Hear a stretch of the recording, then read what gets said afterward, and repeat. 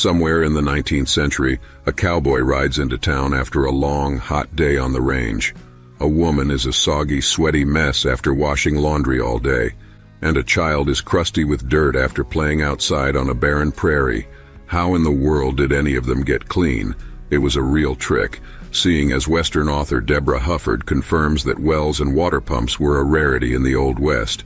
Beginning in the 1840s, only large cities like New York had indoor plumbing, and it would take nearly a century before even half of America's households had indoor hot water.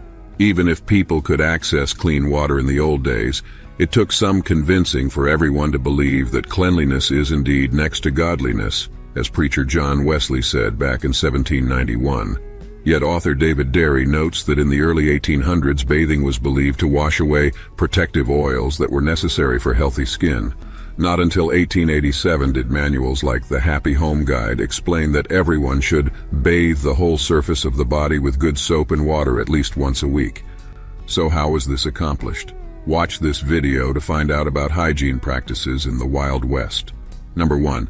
Cleanliness did not begin in the home. Thanks to our airtight homes and numerous cleaning supplies today, we really don't think much about what it took to clean house in the West. But to those coming from luxurious homes back east, house cleaning was challenging, especially in sod houses on the prairie. Nebraska Studies describes these homes as having dirt floors with dirt, bugs, snakes, leaky roofs, and poor lighting. Sometimes, says Iowa History, homesteaders poured greasy dishwater on the floor to keep the dust down, which was hardly sanitary. And PBS recounts the memoirs of homesteader Bertha Anderson, who tells of a leak in the roof soaking her children's pajamas and making her rug a dirty mess. There were other germy perils too, such as washing dishes. Springfield Greene County Library in Missouri talks of the lack of sinks. Most pioneers used buckets, hauling in water, warming it to near scalding temperatures, and using harsh homemade lye soap. Busy public eating houses, however, rarely took time to wash the dishes. In her book, The Gentle Tamers, Women of the Old Wild West, noted history author Dee Brown tells of a lady who stopped for dinner at a Kansas ranch in 1855. She wrote that the men around her fairly gobbled their food, and as they finished their meals, their dishes were wiped, not washed, for the next diner. Number 2. Germs, the misunderstood malady of the West. During the 1800s, folks didn't know or think much about germs and how they were spread. Arizona historian Marshall Trimble explains in True West magazine that eating from the same plate, drinking from the same cup, and even sharing the same towel to wipe the beer from one's mustache at the bar were very common. Thankfully, the Happy Home Health Guide informed readers that germs could be spread via the fat from sick animals used to make soap or through feather mattresses that were used for years without being cleaned. Germs, the manual warned, could even be spread by people with consumption or scarlet fever. Notably, the guide was published during the development of what Harvard University calls modern germ theory between 1870 and 1900. In 1889, a viable attack against germs finally came along. Gustav Rapuenstrach, according to Bloomberg, was the German scientist credited for inventing Lysol, the ultimate germ killer that remains highly popular today. The New York Times says that early on, ads for Lysol claimed the stuff was a great household cleanser and could even be used for feminine hygiene.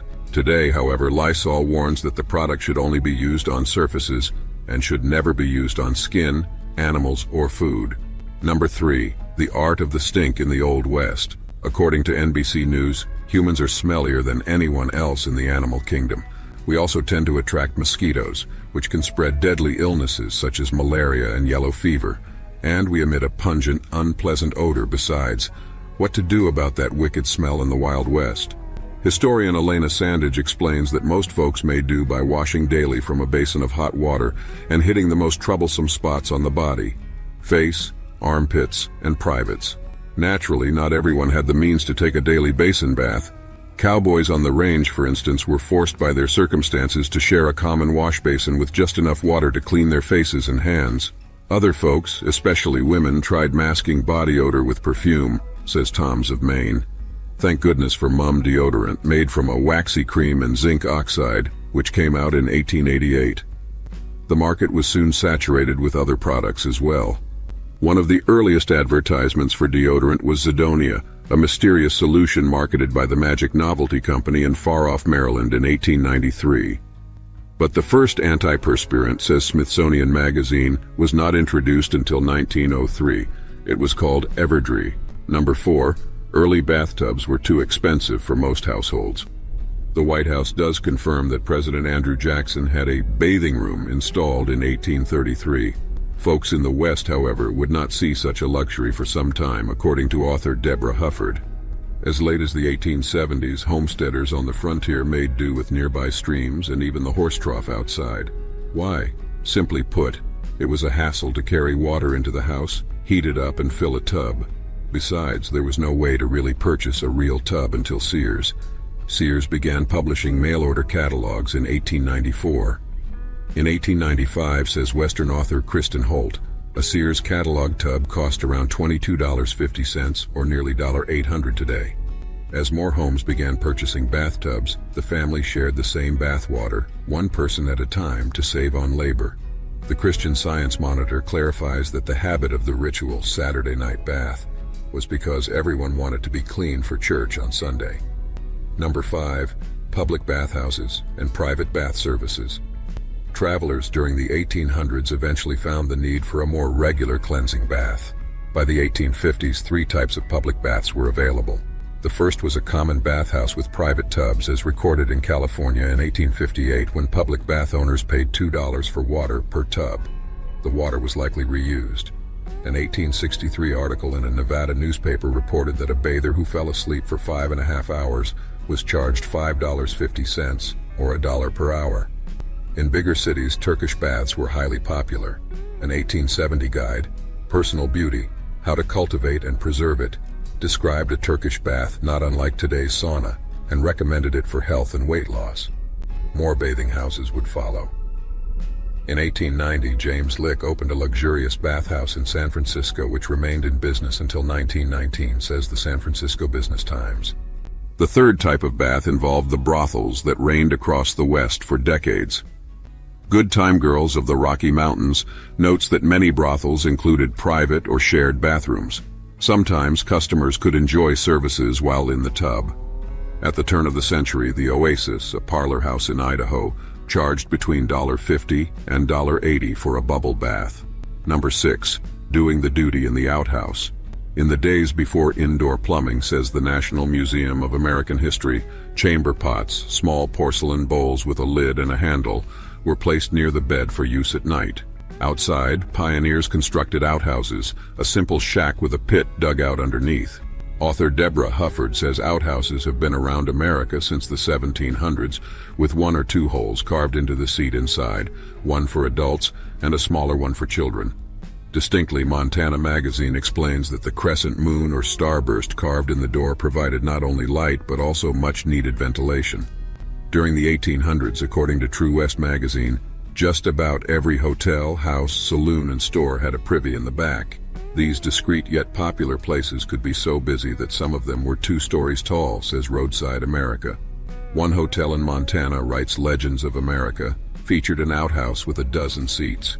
Like today's modern bathrooms, outhouses offered a level of privacy to read, or perhaps have a smoke or even a nip of liquor, says the Missouri Folklore Society.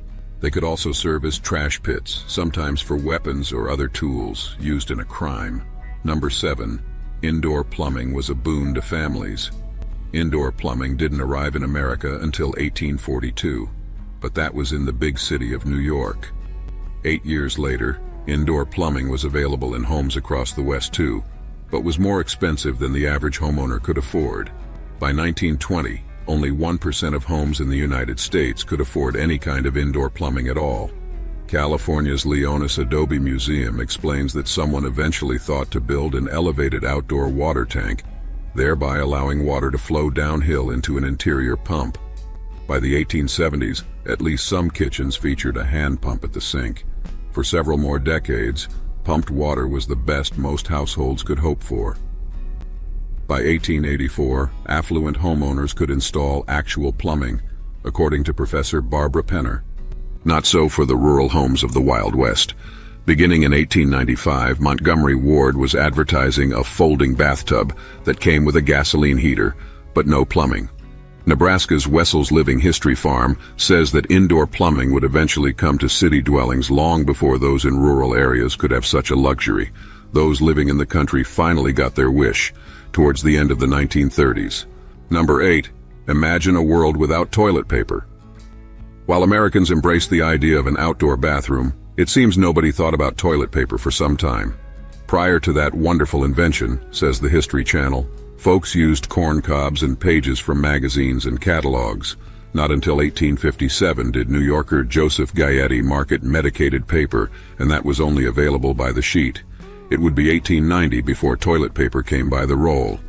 A year later, one Seth Wheeler invented the toilet paper holder, which settles an age-old debate. Does the paper go over or under? Business Insider has an image of the original patent, which clearly shows that toilet paper goes over the roll. Less abrasive toilet paper was in use by 1907, according to Public Broadcasting Service. Still, not everyone could afford or access toilet paper back in the day. Farmer's Almanac acknowledges that readers had been drilling a hole in the annual issue since 1818 in order to hang it from a nail in their favorite potty place to read, but also use as toilet paper. Beginning in 1919, the almanac included a pre-drilled hole just for that purpose. Even so, according to writer Sue Bowman at Lancaster Farming, paper, plants, rags, and soft corn cobs remained highly in use until the 1920s. Number 9, care of the nether regions was particularly precarious. Between 1837 and 1901, downstairs hygiene was a mysterious subject. Women were particularly uncomfortable, since their layers of petticoats prevented them from lifting their clothes to use the bathroom. Rose Heichelbeck of Great Life Publishing's Dusty Old Thing confirms that women's pantaloons in the Old West were crotchless, allowing them to simply hover over the toilet. And to combat the odors of their private areas, regular douching prevented misery, woe, and utter despair. For monthly menses, says Femme International, ladies used grass, cotton, rabbit fur, rags, or sheep's wool to keep themselves clean before sanitary pads came about in 1888. Tampons, Rainey Horowitz of Arizona State University writes, wouldn't be invented until 1931. Men, meanwhile, were sometimes terrorized about their pubic area. By 1894, Dr. Otterberg of Salt Lake City was just one doctor, whose frightening advertisement addressed men's troubles with the promise of a cure. Ultimately, however, doctors decided that the best way to keep men's genitals cleaner and disease-free was via circumcision. Indeed, circumcision was believed to prevent or even cure such maladies as epilepsy, mental retardation, masturbation, and even syphilis. And for good measure, said doctors, it would also somehow cure hysteria in women. Number 10. Bad teeth were just a way of life in the West. Care of teeth is important, and children should be taught to clean them regularly, warned the Happy Home Health Guide in 1887. Tooth powder and later toothpaste were indeed available by the mid-1800 ES, according to Colgate. There were also lots of easy home recipes for cleaning teeth, including one published by the Dodge City Times in 1879. And Marshall Trimble explains, dentists were aplenty by then, but infections from procedures were common and could often prove deadly.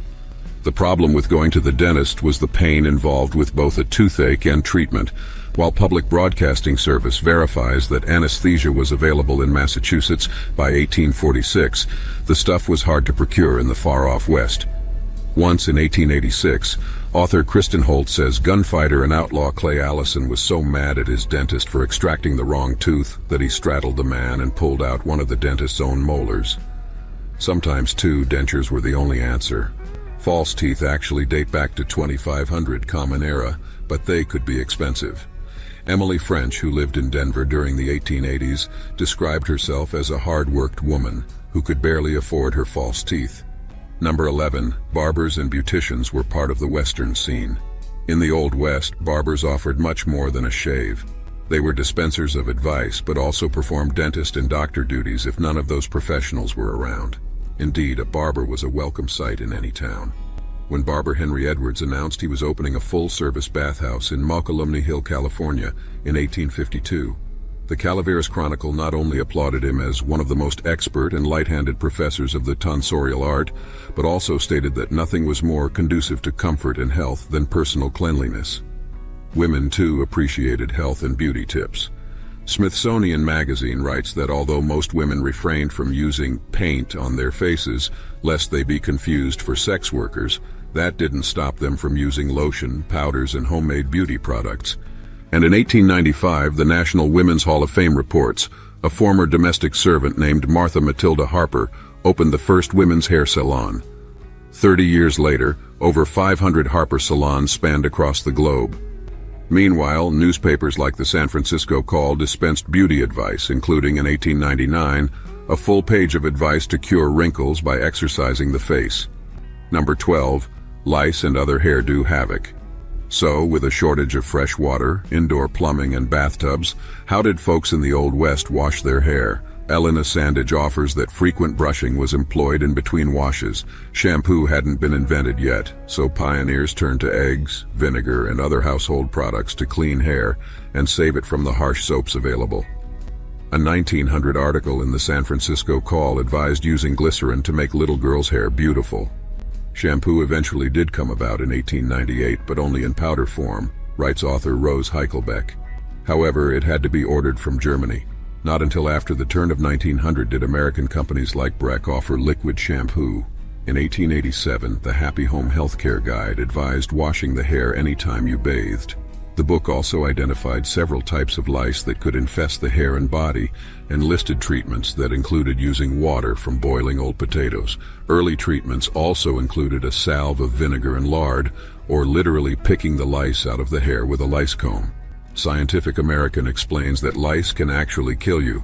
In fact, 2 men contracted typhus while trying to research the little parasites. Number 13, medicines of the Old West versus hygiene. What an ugly cycle. Without water, people in the Old West couldn't bathe. Dirty people got sick. Without proper medicine, they died. Surprisingly, however, some of the medicines used to cure those who lived remain the same today.